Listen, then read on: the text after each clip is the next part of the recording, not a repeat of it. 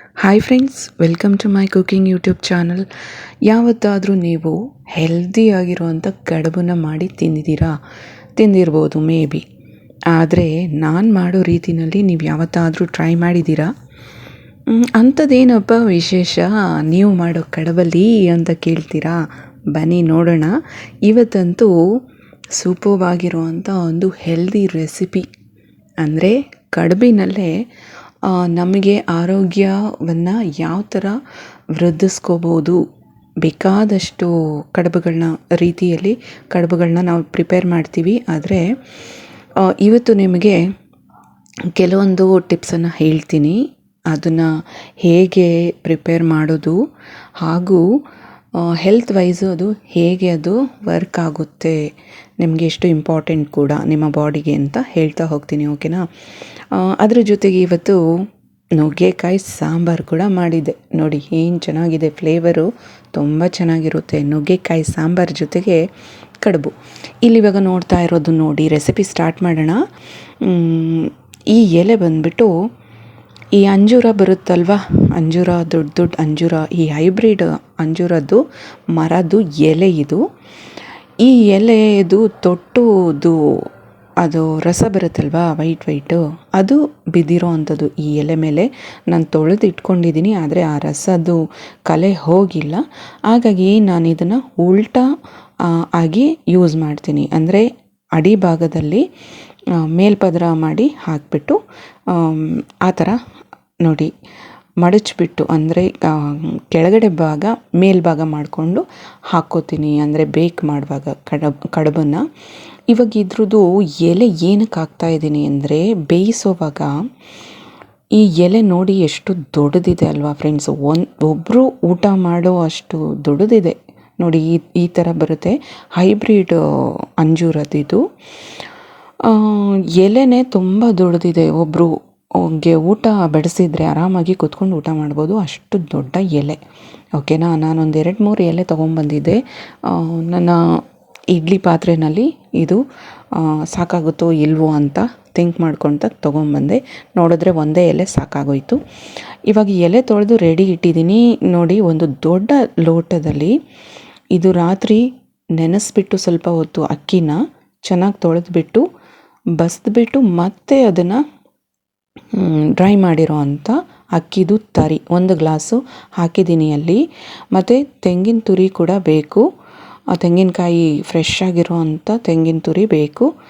ಇಲ್ಲಿವಾಗ 1 glass ಅಕ್ಕಿದು ರವೆಗೆ, ಅದನ್ನು ರವೆ ಮಾಡಿ ಇಟ್ಕೊಂಡಿದ್ದೆ ಮಿಕ್ಸಿನಲ್ಲಿ. 1-2 ರೌಂಡ್ ತಿರುಗಿಸಿದ್ರೆ ರವೆ ರೆಡಿ ಆಗುತ್ತೆ, ನಿಮಗೆ ಗೊತ್ತು.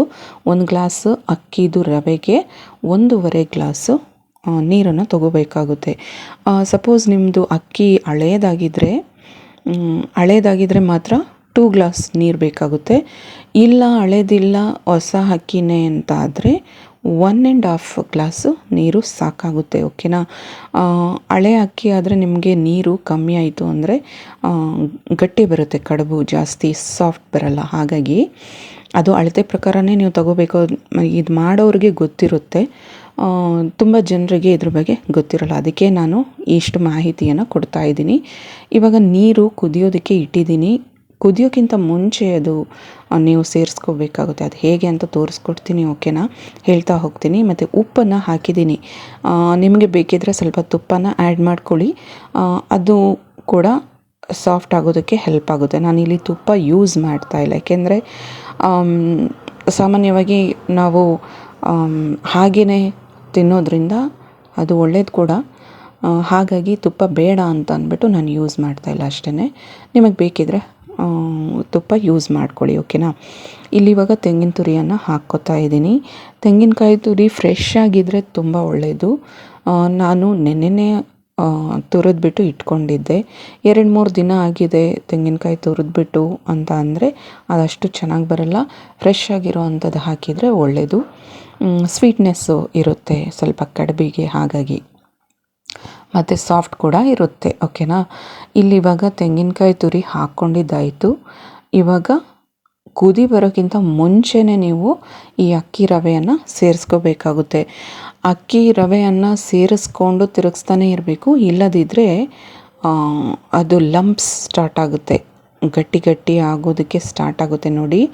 ಆ ಗಟ್ಟಿತನ ಬಂದುಬಿಡ್ತು ಅಂತಂದರೆ ಕಡುಬು ಚೆನ್ನಾಗಿ ಬರಲ್ಲ, ಓಕೆನಾ. ತಿರುಗಿಸ್ತಾನೇ ಇರಬೇಕು, ಆವಾಗ ಲಂಪ್ಸು ಆಗಲ್ಲ ಅದರೊಳಗೆ, ಹಿಟ್ಟೊಳಗೆ.